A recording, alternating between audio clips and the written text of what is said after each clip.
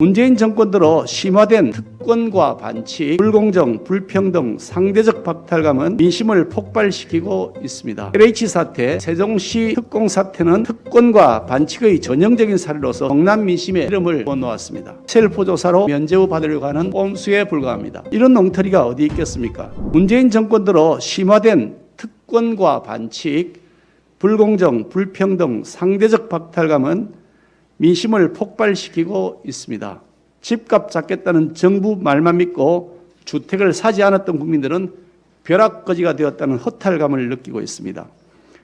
LH 사태, 세종시 특공 사태는 특권과 반칙의 전형적인 사례로서 성남 민심에 기름을 부어놓았습니다. 하지만 정부 여당은 적당히 봐주기식 셀프 조사로 반쪽짜리 혁신안을 내어놓으면서 어물쩍 넘어가려 하고 있습니다.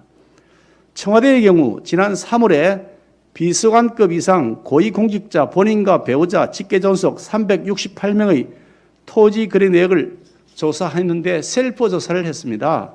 그 결과 투기 의심 거래 없다 이렇게 발표를 했습니다. 어느 국민이 믿을 수 있겠습니까? 셀프 조사로 면죄부 받으려고 하는 꼼수에 불과합니다.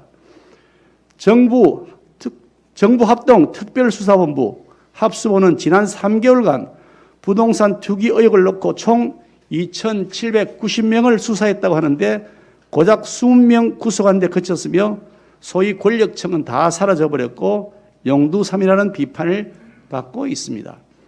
세종시 특공 사태는 공무원 특공 폐지라는 전혀 엉뚱한 조치를 내놓았을 뿐이고 별다른 수사의 진척을 보이지 않고 있습니다. 이런 엉터리가 어디 있겠습니까? 이런 셀프 조사, 봐주기 조사에 동의할 수 없는 것이 대다수 국민들의 마음일 것입니다. 정부 여당은 부동산 투기에 대한 국민 분노 해소를 위해 다음과 같이 협조해야 할 것입니다. 첫째, 청와대 비서관급 이상, 정부 장차관급 이상 고위공직자에 대한 감사원의 전수조사를 의뢰해야 마땅합니다. 청와대와 행정부는 감사원의 직무감찰 대상입니다. 당연히 객관적 전수조사에 응해야 할 책임이 있습니다.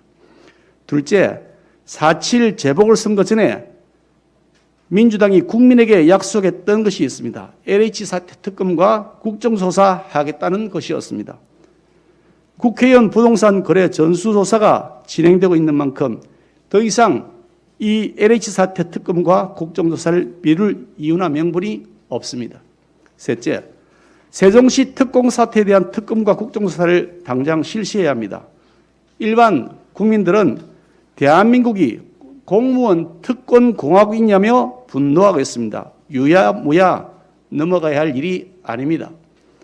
진짜 혁신은 국민의 의혹을 남김없이 풀어드리고 위법이 있으면 엄정한 법의 심판을 하는 데 있습니다. 그것이 바로 국민들이 바라는 공정과 정의일 것입니다. 청와대와 민주당은 비겁하게 뒤로 숨지 마시고 적극적인 협조를 해 주실 것을 촉구합니다.